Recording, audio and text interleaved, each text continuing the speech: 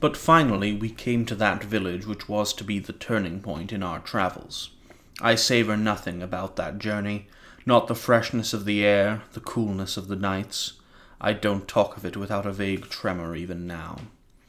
We had been at a farmhouse the night before, and so no news prepared us, only the desolate appearance of the place, because it wasn't late when we reached it, not late enough for all the shutters of the little street to be bolted, or for a darkened lantern to be swinging idly from the broad archway of the inn.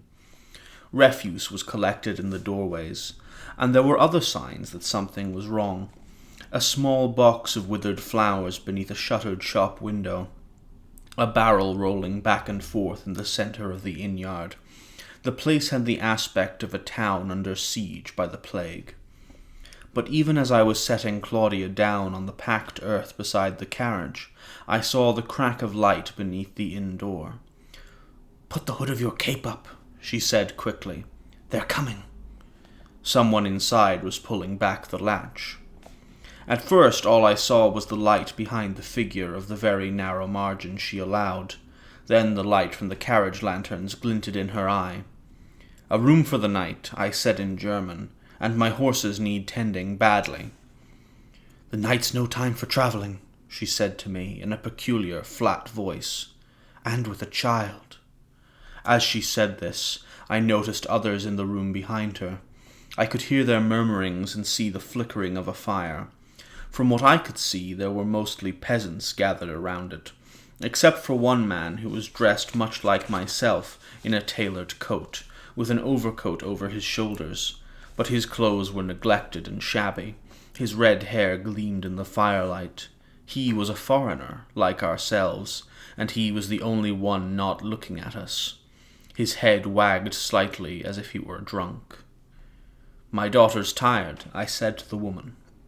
"We've no place to stay but here." And now I took Claudia into my arms. She turned her face towards me, and I heard her whisper, "Louis, the garlic, the crucifix above the door." I had not seen these things. It was a small crucifix with the body of Christ in bronze fixed to the wood, and the garlic was wreathed around it, a fresh garland entwined with an old one, in which the buds were withered and dried. The woman's eyes followed my eyes, and then she looked at me sharply, and I could see how exhausted she was, how red were her pupils, and how the hand which clutched at the shawl at her breast trembled. Her black hair was completely dishevelled. I pressed nearer until I was almost at the threshold, and she opened the door wide suddenly, as if she'd only just decided to let us in. She said a prayer as I passed her. I was sure of it, though I couldn't understand the Slavic words. The small, low-beamed room was filled with people, men and women along the rough-panelled walls, on benches, and even on the floor. It was as if the entire village were gathered there. A child slept in a woman's lap, and another slept on the staircase, bundled in blankets, his knees tucked in against one step, his arms making a pillow for his head on the next. And everywhere there was the garlic hanging from nails and hooks, along with the cooking pots and flagons. The fire was the only light, and it threw distorting shadows on the still faces as they watched us.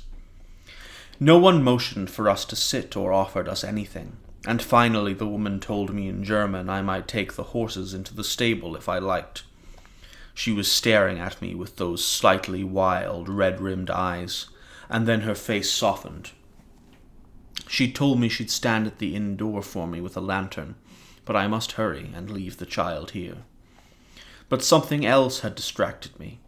A scent I detected beneath the heavy fragrance of burning wood and the wine. It was the scent of death.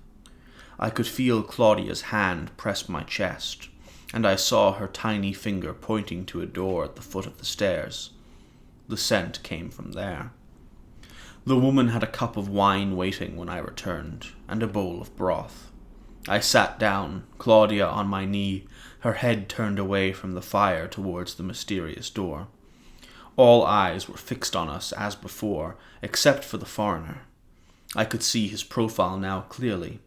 He was much younger than I had thought, his haggard appearance stemming from emotion. He had a lean but very pleasant face, actually. His light, freckled skin making him seem like a boy. His wide blue eyes were fixed on the fire as though he were talking to it, and his eyelashes and eyebrows were golden in the light, which gave him a very innocent, open expression. But he was miserable, disturbed, drunk. Suddenly he turned to me, and I saw he'd been crying. "Do you speak English?" he said, his voice booming in the silence.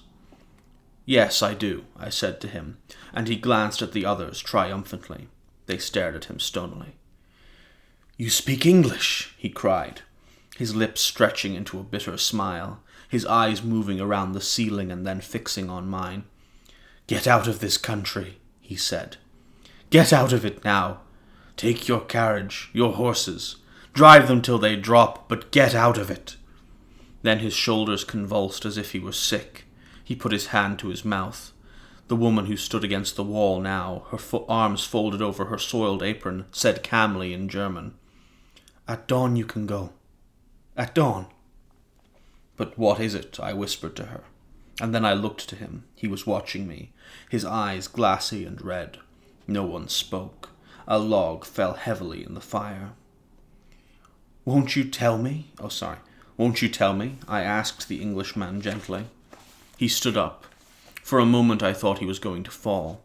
He loomed over me, a much taller man than myself, his head pitching forward, then backward, before he righted himself and put his hands on the edge of the table.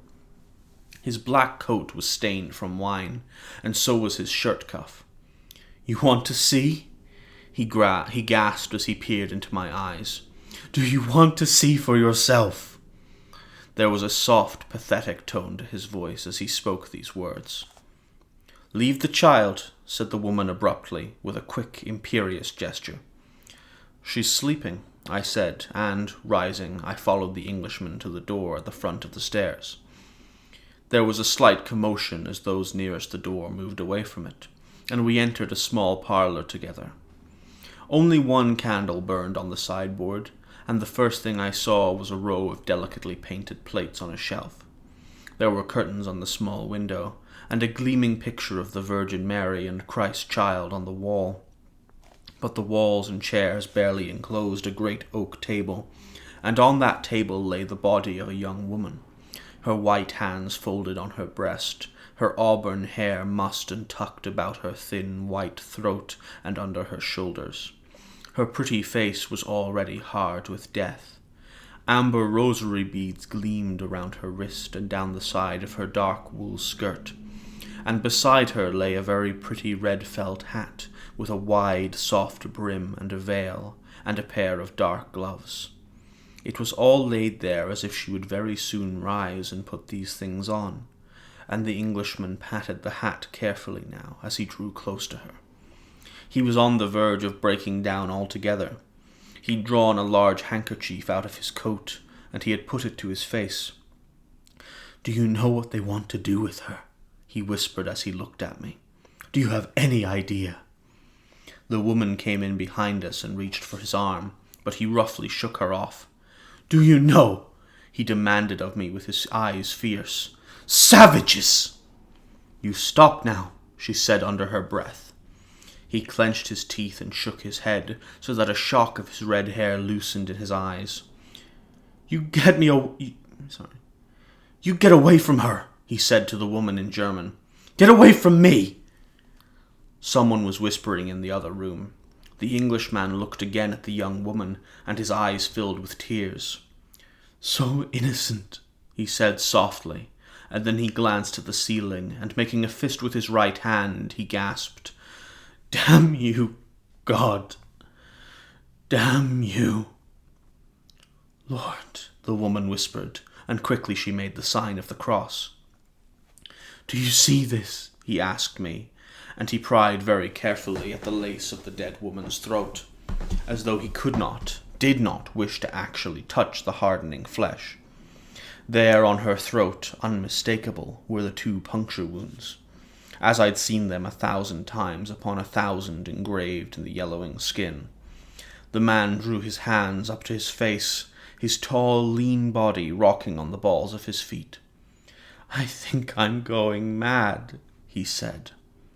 "Come now," said the woman, holding on to him as he struggled, her face suddenly flushed. "Let him be," I said to her. "Just let him be. I'll take care of him." Her mouth contorted. "I'll throw you all out of here, out into the dark if you don't stop." She was too weary for this, too close to some breaking point herself.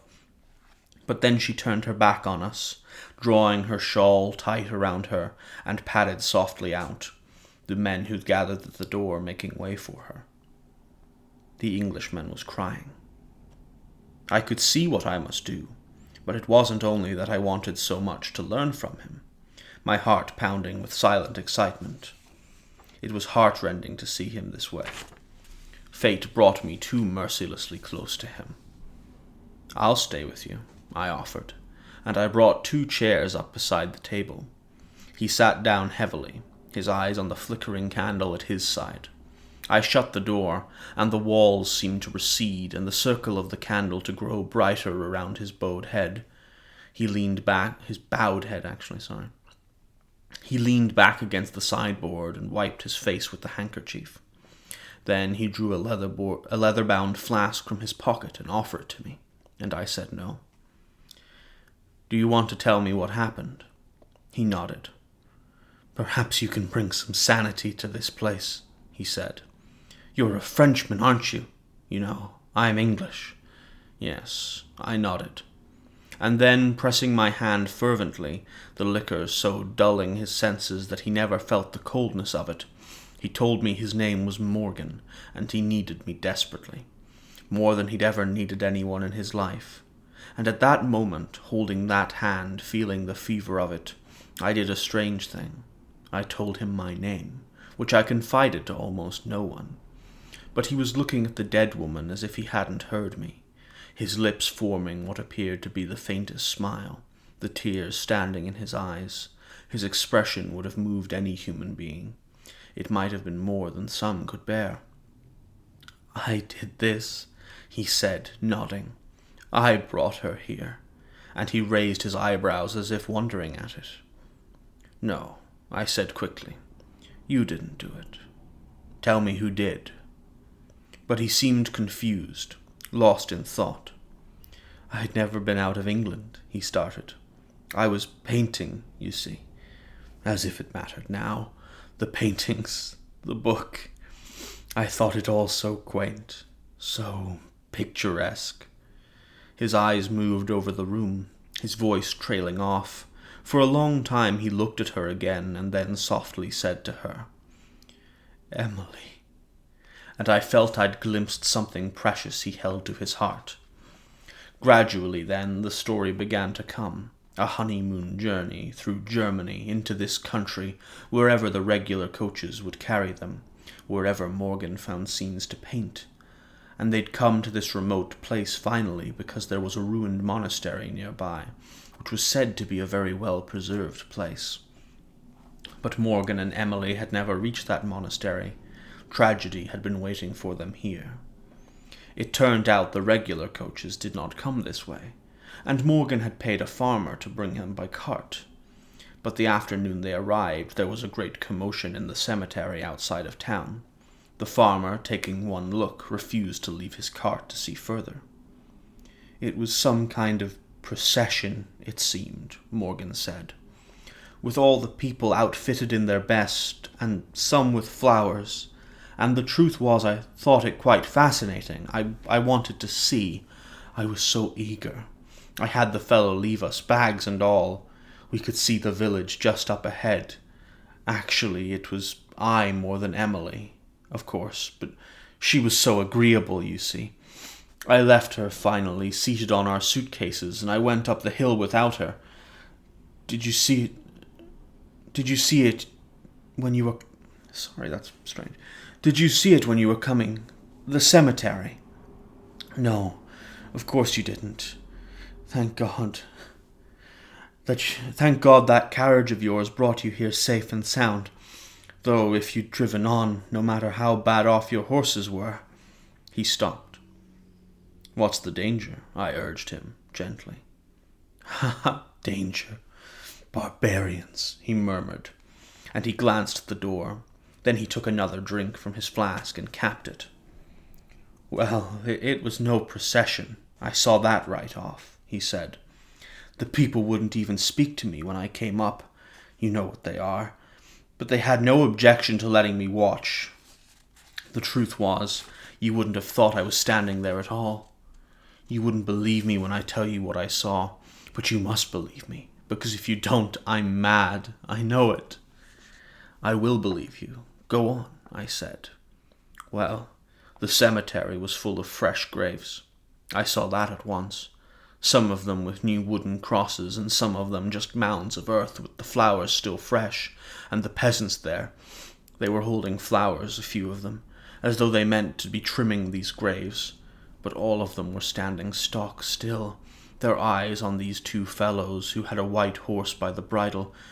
And what an animal it was! It was pawing and stomping and shying to one side, as if he wanted no part of the place. A beautiful thing it was, though.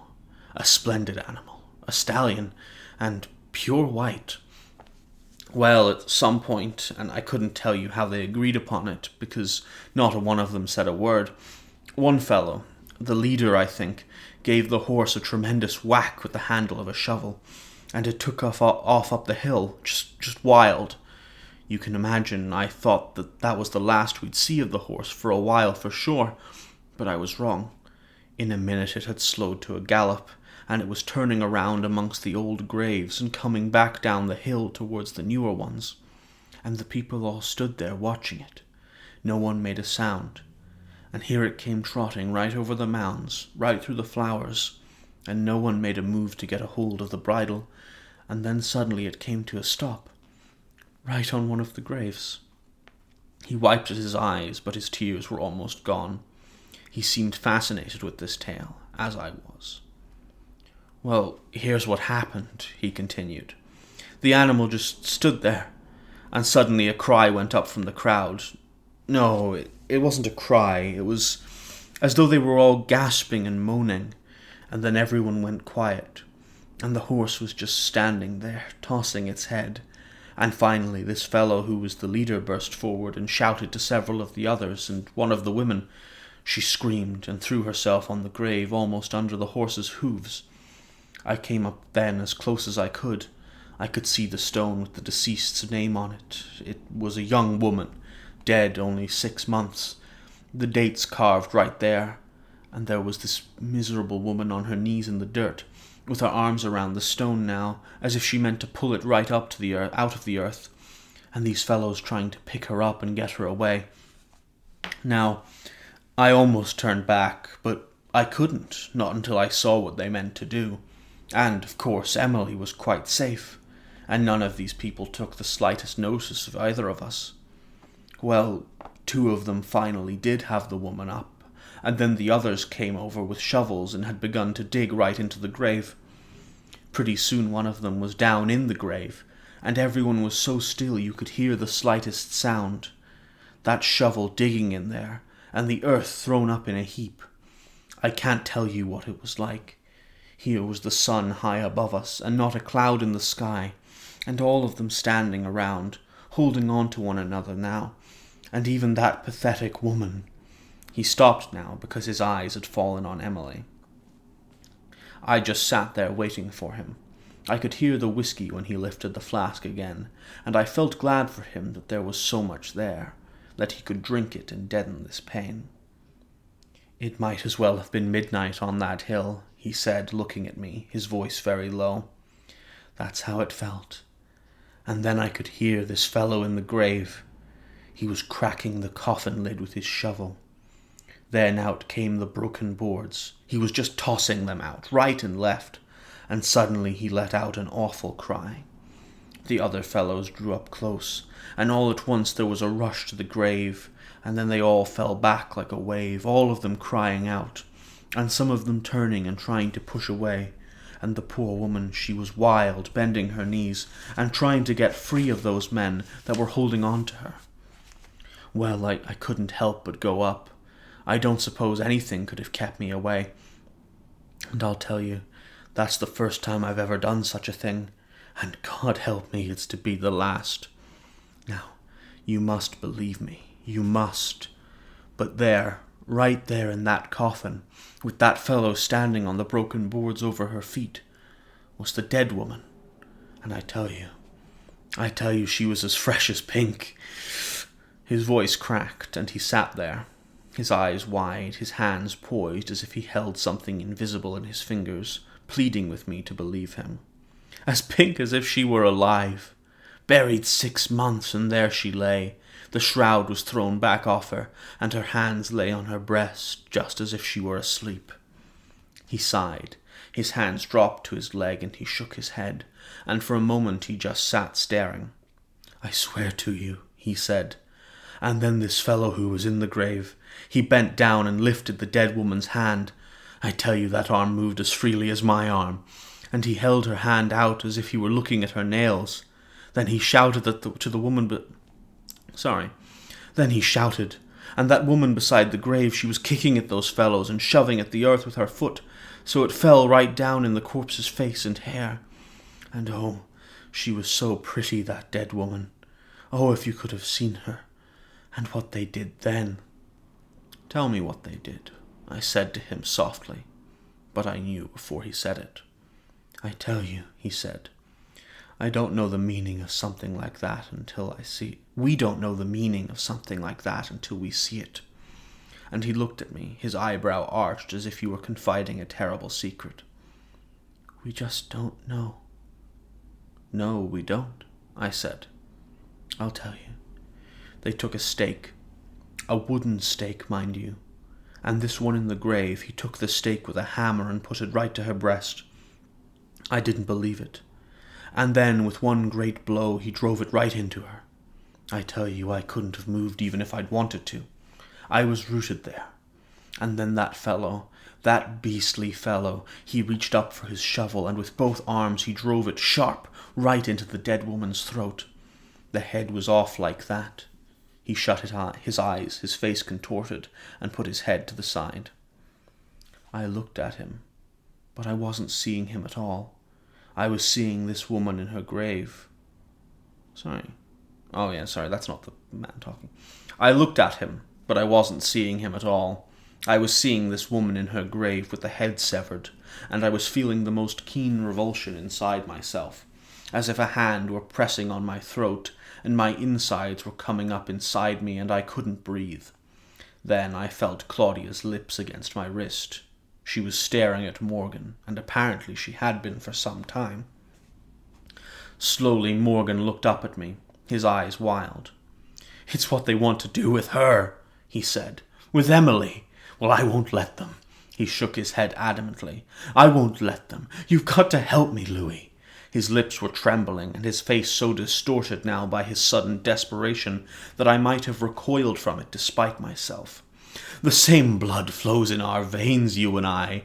I mean, French, English. We're civilized men, Louis. They're savages." "Try to be calm now, Morgan," I said, reaching out for him. "I want you to tell me what happened then, you and Emily." He was struggling for his bottle. I drew it out of his pocket, and he took off the cap. "That's a fellow, Louis. That's a friend," he said emphatically. "You see, I took her away fast. They were going to burn that corpse right there in the cemetery, and Emily was not to see that, not while I—" He shook his head. "There wasn't a carriage to be found that would take us out of here. Not a single one of them would leave now for the 2 days' drive to get us to a decent place." "But how did they explain it to you, Morgan?" I insisted. I could see he did not have much time left. "Vampires!" he burst out, the whiskey sloshing on his hand. "Vampires, Louis! Can you believe that?" And he gestured to the door with the bottle. "A plague of vampires! All this in whispers, as if the devil himself were listening at the door.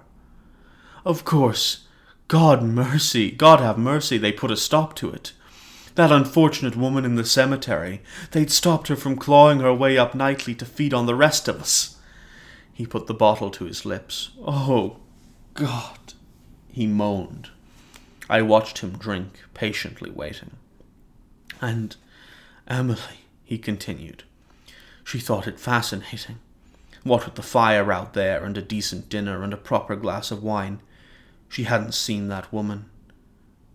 She hadn't seen what they'd done, he said desperately. Oh, I wanted to get out of here. I offered them money. What? Oh, I wanted to get out of here. I offered them money. If it's over, I kept saying to them, one of you ought to have this money, a small fortune just to drive us out of here. But it wasn't over, I whispered. And I could see the tears, and I could... Sorry, the who's speaking is very hard to determine sometimes. And I could see the tears gathering in his eyes, his mouth twisting with pain. How did it happen to her? I asked him. I don't know, he gasped, shaking his head, the flask pressed to his forehead as if it were something cool, refreshing, when it was not. It came into the inn? They said she went out to it, he confessed, the tears coursing down his cheeks. Everything was locked. They saw to that. Doors, windows. Then it was morning, and they were all shouting, and she was gone. The window stood wide open, and she wasn't there. I didn't even have time for my robe. I was running. I came to a dead halt over her, out there, behind the inn. My foot all but came down on her. She was just lying there under the peach trees. She held an empty cup, clinging to it. An empty cup. They said it lured her. She was trying to give it water. The flask slipped from his hands.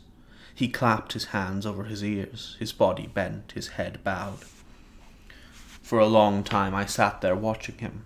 I had no words to say to him, and when he cried softly that they wanted to desecrate her, that they said she, Emily, was now a vampire, I assured him softly, though I don't think he ever heard me, that she was not. He moved forward finally, as if he might fall. He appeared to be reaching for the candle, and before his arm rested on the buffet, his finger touched... I'm not sure if that's buffet or buffet, but we'll go with one. His finger touched it so the hot wax extinguished the tiny bit that was left on the wick. We were in darkness then, and his head had fallen on his arm. All of the light of the room seemed gathered now in Claudia's eyes, but as the silence lengthened and I sat there wondering, hoping Morgan wouldn't lift his head again, the woman came to the door. Her candle illuminated him, drunk, asleep. You go now, she said to me. Dark figures crowded around her, and the old wooden inn was alive with the shuffling of men and women. Go by the fire. What are you going to do? I demanded of her, rising and holding Claudia. I want to know what you propose to do. Go by the fire, she commanded. No, don't do this, I said, but she narrowed her eyes and bared her teeth. You go, she growled. Morgan, I said to him, but he didn't hear me. He couldn't hear me. Leave him be, said the woman fiercely. But it's stupid, what you're doing. Don't you understand? The woman's dead, I pleaded with her. Louis, Claudia whispered, so that they couldn't hear her, her arms tightening around my neck beneath the fur of my hood. Let these people alone. The others were moving into the room now, encircling the table, their faces grim as they looked at us. But where do these vampires come from? I whispered. You've searched your cemetery. If it's vampires, where do they hide from you? This woman can't do harm. Hunt your vampires if you must. By day, she said gravely, winking her eye and slowly nodding her head. By day we get them. By day. Where? Out there in the graveyard, digging up the graves of your own villagers. She shook her head. The ruins, she said. It was always the ruins. We were wrong. In my grandfather's time it was the ruins, and it is the ruins again. We'll take them down stone by stone if we have to. But you go now, because if you don't go, we'll drive you out of here into that dark now.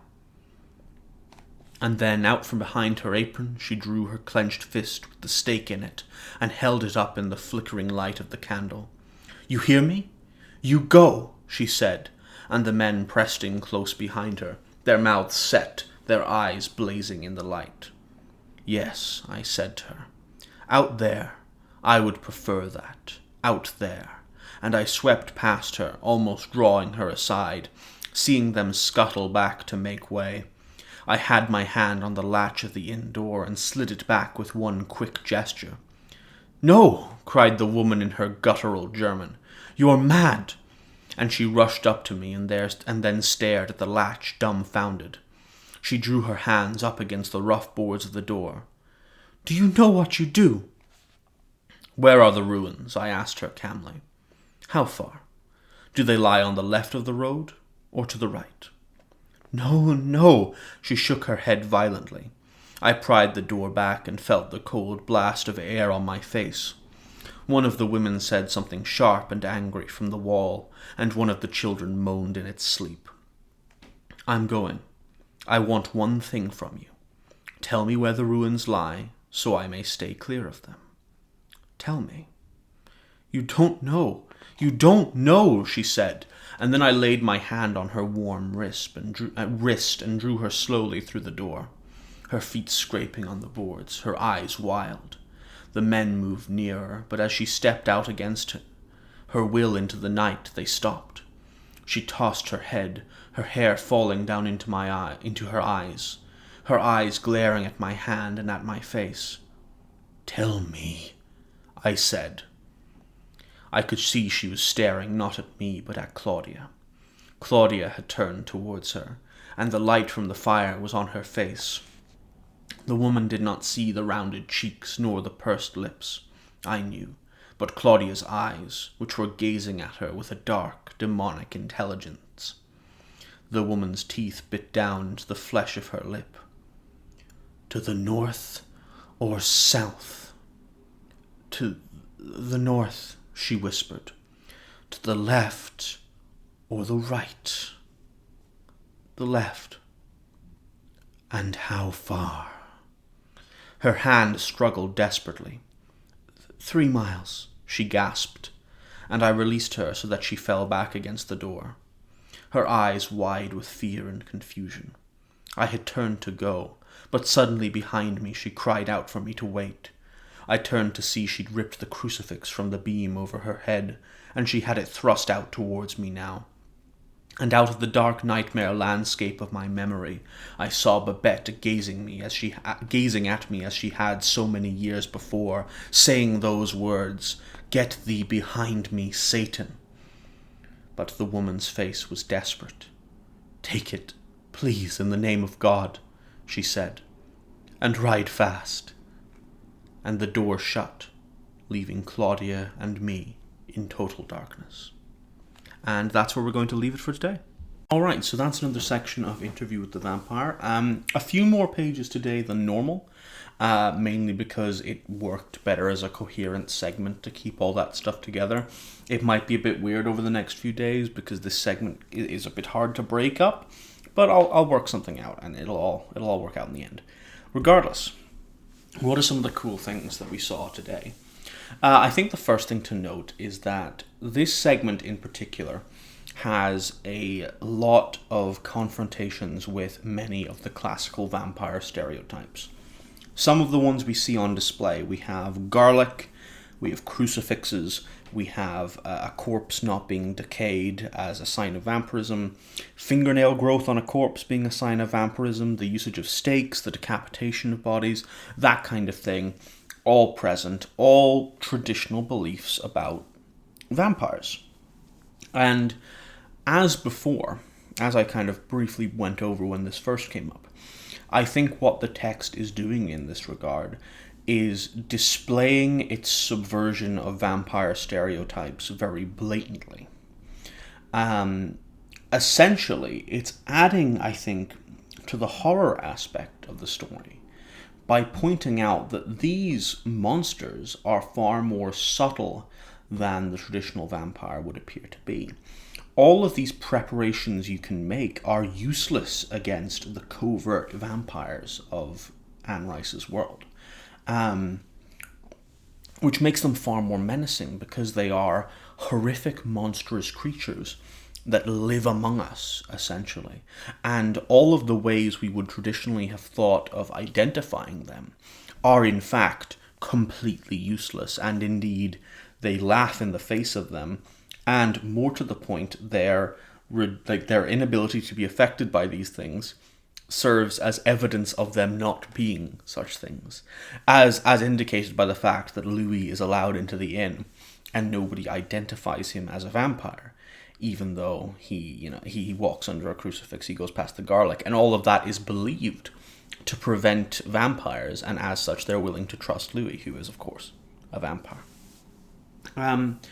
There are a couple of really interesting parallels to Dracula that occur in this section, which is particularly fitting because we're in Eastern Europe now. Dracula is set in Eastern Europe, Eastern Europe being a very prominent location for these early vampire stories. And the main parallel that occurs is at the very, very end of what we read today, where Louis is about to leave, about to go out into the area of that vampires occupy, or the vampire occupies, and the woman in the inn turns and thrusts a crucifix into his hand in order to offer him some protection. This is a mirroring of the moment towards the very beginning of Dracula, where Jonathan Harker is handed, I believe it's a rosary. It might be a rosary, might be a crucifix. It doesn't really matter. A religious symbol by one of the native women. I believe it was a woman, a villager of some description, who hands him this crucifix rosary in order to keep him safe. And of course, the ironic twist to this situation is that where the rosary that Harker is handed saves his life from Dracula, it makes Dracula unable to kill him, or jump on him, or whatever it is Dracula was attempting to, or almost accidentally did when Harker cut himself. It is useless to Louis, utterly useless. In fact, it is being handed directly on to Louis, and it further displays this subversion of traditional vampire tales, and very, very explicitly does it by mirroring nearly exactly a moment from Dracula, but adding this unconscious twist that we, the reader, know, but the villager doesn't. There's another small mirroring of Dracula's Guest, which isn't Dracula, but it was a short story that was originally meant to be a part of Dracula, but Stoker cut it because it didn't really fit. But it has the same kind of notion behind it. And this kind of reflects a scene from Dracula's Guest, but it's also kind of more of a gothic trope in general. But it's the notion of the carriage carrying the Englishman being unwilling to go down a certain road, and then the Englishman, of course, stubbornly getting off to go investigate because he's rational and he understands. And, of course, he ends up encountering the supernatural as a result. And we see that with the character of Morgan, who comes upon this killing of a supposed vampire during the daytime. Was it daytime? It doesn't particularly matter. Comes across this killing of a supposed vampire, and the carriage driver won't go any further, so he gets out to go investigate it for himself. That happens in Dracula's Guest. It happens in a bunch of other Gothic stories. But again, it's another paralleling that this mirroring that this text does. It's just worth to keep in mind that this happens a lot throughout the text. I rambled a lot during that point. I'm very sorry, but you get the picture. Another thing to talk about here, we have the depiction of the villagers' superstition. Once again, Louis prefaces the villagers, as we talked about last time, in regards to them, knowing the truth about vampires and being able to identify vampires pretty handily, and them, being more keyed in than the Western mind to vampires and their dangers. And there is some truth to this point, but it appears to be mostly incorrect, because the villagers actually seem woefully incapable at identifying vampires. They're able to identify the marks, which I think most people would be able to do. But they fail to identify Louis and Claudia, which serves a purpose I've already mentioned. But more to the point, they haven't actually, got any real true information about vampires. The crosses, garlic, all of that is nonsensical. So they're not actually that keyed in at all, are they? They have a vague notion, they do believe in the vampires, but they don't really have the tools to go out and properly deal with them. They know they're in the ruins. They appear to have fallen out of belief in them being in the ruins, as the woman seems to imply. But they're going to go try the ruins again. And I guess the main point here is I think it's